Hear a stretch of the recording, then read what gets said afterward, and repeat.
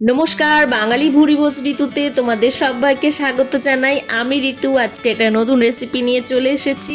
ঢ্যাঁড়সের এই রেসিপিটা খেতে হয় দারুণ। আমি কিভাবে তৈরি করছি সেটাই তোমাদের সাথে শেয়ার করব আজকে। আশা করছি আজকের রেসিপিটা তোমাদের খুব ভালো লাগবে।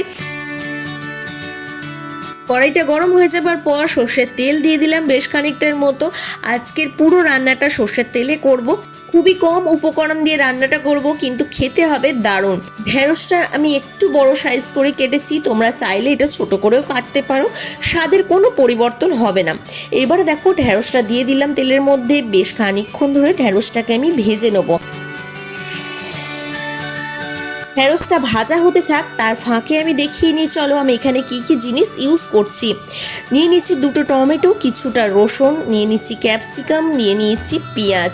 এই কটা জিনিস দিয়েই আজকে রেসিপিটা তৈরি হবে। আর একটা পেস্ট বানাবো, তার জন্য দেখো একটা বাটি নিয়ে নিয়েছি, তার মধ্যে দিয়ে দিলাম কিছুটা পরিমাণে টক দই।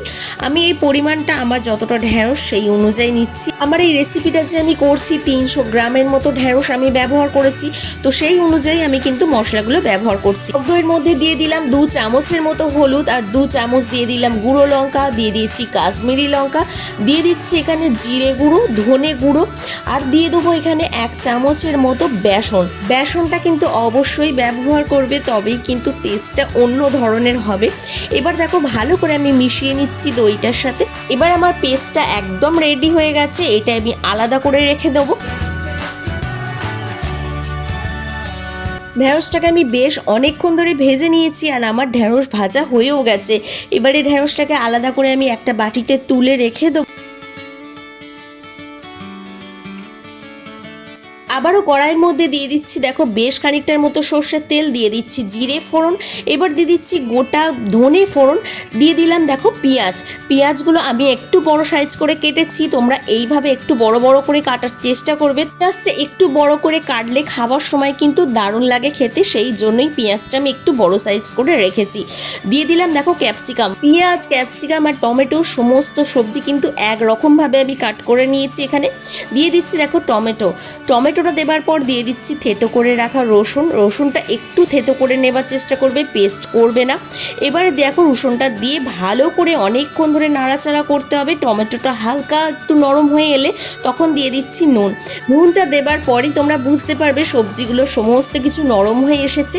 একটু টমেটোগুলোকে আমি এখানে থেতো করে দিচ্ছি। সমস্ত সবজি ভাজা কমপ্লিট হয়ে গেছে, আর বেশিক্ষণ সবজি ভাজার কোনো প্রয়োজন নেই। এবার টক দইয়ের যে পেস্টটা করে রেখেছিলাম সেটা দিয়ে দিলাম, দিয়ে বেশ খানিকক্ষণ ধরে নাড়াচাড়া করলাম। মশলাটা যতক্ষণ না ভালোভাবে কষে যাচ্ছে ততক্ষণ নাড়াচাড়া করতে হবে। মশলাটা কষানো হয়ে গেলে দেখো অল্প পরিমাণে এখানে আমি বাটিটা ধুয়ে জল দিয়ে দেবো। অল্প পরিমাণে জল দেবার পর জলটাকে দেখো ভালোভাবে আমি ফুটতে দেবো। জলটা একদম শুকনো হয়ে আসবে, তখন মশলাটা একদম আমাদের রেডি হয়ে যাবে। দেখতেই পাচ্ছ জলটা একদম শুকনো হয়ে এসেছে।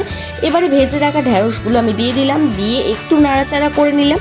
নাড়াচাড়া করার পর আমি এখানে গরম জল ব্যবহার করেছি, তোমরাও গরম জলটা ব্যবহার করার চেষ্টা করবে। তোমাদের বারবার বলি রান্নায় গরম জল ব্যবহার করলে কিন্তু তার টেস্ট হয় দ্বিগুণ।